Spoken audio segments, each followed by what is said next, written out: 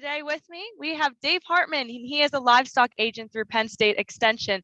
He's going to talk about his career within the Penn State Extension services and also other different ag careers that you could possibly get into. So we're looking forward to hearing from Dave. Thank you. Thanks, Michaela, for the introduction. I'm with Penn State Extension, and a lot of you are probably thinking, I've heard of Penn State or I've watched Penn State football on TV or something like that, but what is Penn State Extension? So every state in the nation has an extension service through their land-grant university. All right, so in our case, that is based at Penn State, and the idea with that is to have informal educational services available primarily for folks in agriculture, but there's other topics and other subject matter as well that we might be involved in and provide education in. All right, so Extension is a non-regulatory agency. We're there for education and troubleshooting purposes. We're funded primarily by state funding, with also county funding coming into that picture to help us with our office space and secretarial help, and also a small amount of federal funding comes into Extension as well to make the whole thing work. And in some places you'll hear it referred to as cooperative extension, and the cooperative means it's cooperative between federal, state, and local government. A little bit about my background. I did grow up in this general region, and I have a degree in animal science from Penn State, as well as a master's degree in agronomy or forage agronomy from Penn State as well. I've been an extension agent with Penn State, or extension educator with Penn State, for the last 36 years, working primarily in central Pennsylvania, with many years based at Bloomsburg and also some years based at Montoursville, as well as earlier in my career, Carlisle. So a little bit about extension careers. If you're confused, so I'm saying agricultural careers primarily is what we'll focus on. And within Extension, we have a number of different subject matter areas that we would focus on. Okay, so we have an animal systems team. So within animal systems, we have a team that focuses primarily on dairy, like we're here today at a dairy farm. We also have a team that focuses on livestock production, another team that specializes in poultry, and also a team within animal systems that focuses on equine or horse issues. Okay. Agronomy. So maybe agronomy is a term you may not have heard before, but agronomy in the agricultural field means crops and soils. And in these crops, we're talking about field crops, such as like you see around the countryside, such as corn, forage crops, soybeans, wheat, those types of things. And also soil science falls under the larger term of agronomy. We do have folks that specialize in horticulture. So horticulture is divided, that's a broad term, and that's divided into a couple of different areas. Food crop horticulture or commercial hort would be folks that work primarily in vegetable and fruit production. And then also what we call green industry hort. That would be folks that specialize in things such as landscape, shrubbery, arborist, that type of thing. Farm business management, we do have some people that focus primarily on business management, and that is to work with farmers in all types of enterprises to help them to learn ways to run a more efficient business and be more successful and more profitable. Forestry and natural resources is another subject area that we do have folks that work primarily in that, and that would be, managing woods and forests to accomplish the goals that you want them to accomplish, whether that is production of timber or whether it's a wildlife habitat or whatever that may be. We do have people that also work in the subject matter of nutrition and food safety. And so, of course, being the bigger picture for us is agriculture, but in agriculture, it primarily comes back to mainly food production. And so we do have people that get involved with nutrition, helping folks with better nutrition, as well as keeping food safe so that we don't get into food illness issues when we eat that. We also oversee the 4-H program. So many of you may be 4-H members in your respective counties. And so 4-H was started as an ag organization for youth to learn about agriculture enterprises, but has evolved into many other subjects that are involved in 4-H besides the agricultural types of projects that that some of you might be familiar with. So Very what kind cool. of positions do we have? We have basically, I'm in what we would call field-based positions. So I'm based in a county office. I work in a larger region of central Pennsylvania to conduct education in the form of seminars, conferences, webinars. We do farm visits for troubleshooting. We write articles and fact sheets, that type of thing. Person in a position like I have has to have at least a bachelor's degree, but usually a master's degree is required for our position, and hopefully a few years of experience to go along with that.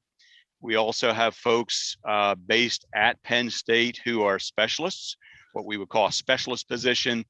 And those folks would generally have a doctoral degree, okay, referred to as a PhD, which involves 3 to 4 more years of schooling to do more research, learn about the research process, and focus in on a specialized topic. Our specialists would have not only a doctoral degree, but we do have some folks that specialize in veterinary medicine. So those folks would have a veterinary degree to accomplish their job. We also have administrators, and an organization like ours has administrators that often come from within the system, and persons in those jobs usually have at least a master's degree, if not a doctoral degree. So I'm starting to So what's a hear, typical work day? yeah, I was gonna say I'm starting to hear a Does somebody have lot of.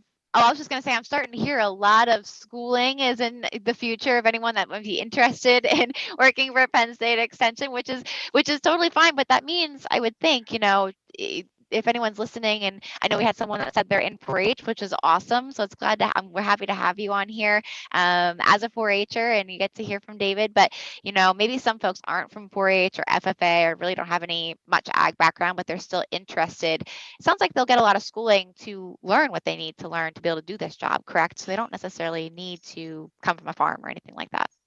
No, that's a good point. Not everybody certainly was born into a situation where they grew up on a farm, but don't let that hold you back. The agriculture and food systems is a very large career area, and there are good jobs in the larger ag systems and food area that you could qualify yourself for by getting a degree in agriculture. If you want to work in extension, then you're probably going to be required to have a master's degree as well, which is only 2 more years of schooling. One thing you can do if you think you might be interested in agriculture is to get some experience somehow. Go and see if you can find a job working in a farm or some other type of agricultural business to give yourself some experience and some exposure to the industry. Learn how things work, and you can do that while you're in high school. You can do that in your summers while you're in college as well. Awesome. Great. So yeah, I think you're about to tell us then, you know, why do you love your job? Why do you wake up and do what you do every day? What's your why? Okay. What's my why? Well, I grew up in agriculture, so it was kind of a natural for me. I was always interested in biology. So the type of field that I'm in, I tell people I'm basically a biologist, but there's also biochemistry, chemistry, ecology comes into that. And then it's all tied together in farming and with business. Okay, the industry revolves around business. So I was always interested in all of those kinds of things. And so I find it an interesting field to work in. In our job, we are able to focus on helping folks to improve their businesses, run more efficient farms, and have more success and prosperity. That would, I guess, would be the why. I've met a lot of really interesting people, seen a lot of really interesting farm businesses over the last 36 years, and so that's been a very rewarding part of the job. Awesome.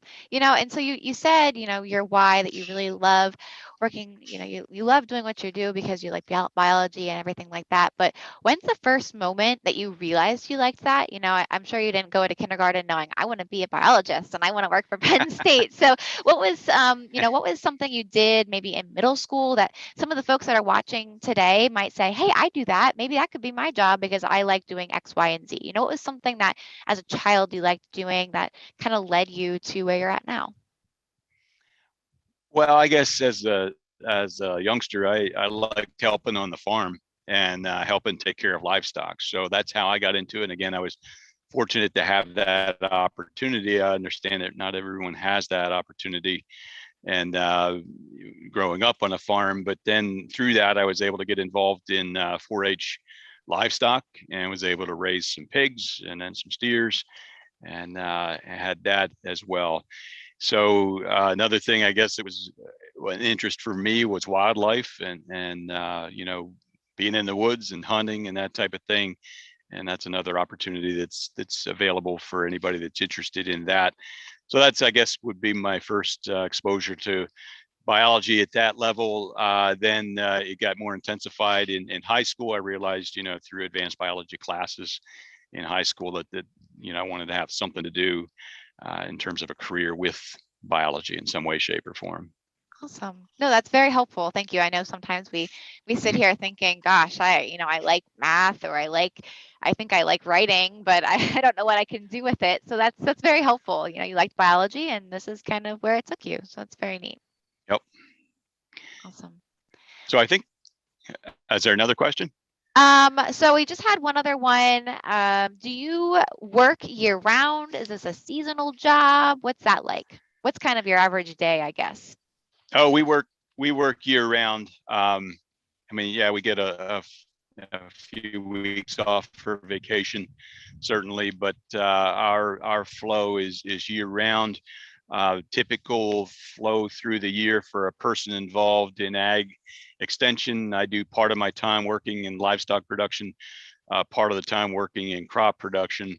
But generally for us during the winter time is what we call the winter meeting season. So farmers, we put together educational opportunities, conferences, seminars, webinars, that type of thing for folks that are involved in farming. A lot of that takes place during the winter time. There's a little bit of a lull in that type of activity in the springtime, but we may be involved in doing field plots for different purposes to show different types of studies and things like that in the field. So that type of thing happens, is established in the springtime. Then during the summer, especially in the later part of the summer, we start doing some outdoor meetings. We call them maybe twilight meetings or field meetings, that type of thing, in August, September, October. And then, in the fall, start preparing for our winter meetings again. So that's a rough approximation of a flow, how things go through the course of a year with the job like I'm in. That's interspersed, of course, with farm visits at any time. We have calls and contacted by people who maybe are experiencing problems on their farm of some type or another and would like to have some input on that. And at that point, we can evaluate that in the field as field staff. And then if we want to call upon specialists who are based at the university, whether they be in livestock production or dairy or cropping or veterinary or something like that, we can contact those folks as well for input and more expertise. Wonderful. Somebody, yeah. I think I saw a question somewhere that was asked what my biggest challenge was. Oh, that's a good one. So a challenge for me has been the pace of the change in technology. So you have to understand that when I came into Extension, I'm not an old guy, I don't think, but in 1985 is when I started. I did not have a computer on my desk for the first probably 10 years of my career. And I actually came into the job replacing a person who had been asked to go around and help get offices computerized in her part of the state. And they hired me to replace what she had been doing before that. So computerization at that time, the secretaries in our offices got the best computers. And then when they were done with them, then eventually they handed them down to us. And so that's kind of how things started to evolve. But the pace of technology change has been really quick, especially in the last 10 years for us to get geared up to do webinars and do things like the Center for Dairy Excellence is doing today with distance technology. That's been tough for me to get used to, and but it's just part of the package anymore. It's the way things are for education. Right, right. And I'm sure those who are listening today, maybe they're used to this technology, but think about, I mean, really, like you said, in the last 10 years, a lot has changed. And I think we can predict to see a lot more change in the next 10 years. And it's interesting that you say technology has been one of the biggest things, been the biggest challenges, because some people look at farming and say, farming technology, they don't really go hand in hand. But the reality is it's quite the opposite. You know, you guys use the top of the line technology for not only your research, but then also on the farm. A lot of farms have all kinds of technology, right? I mean, it's incredible what farms do nowadays, and how you can really have smart barns and things like that. Oh, that's exactly right. There's technology has entered into farming, whether you're in dairy production like we're seeing here today, livestock, crop production, horticulture, forestry, and technology has been adapted to helping those types of enterprises be more efficient and more successful, more profitable, and productive. So, yep.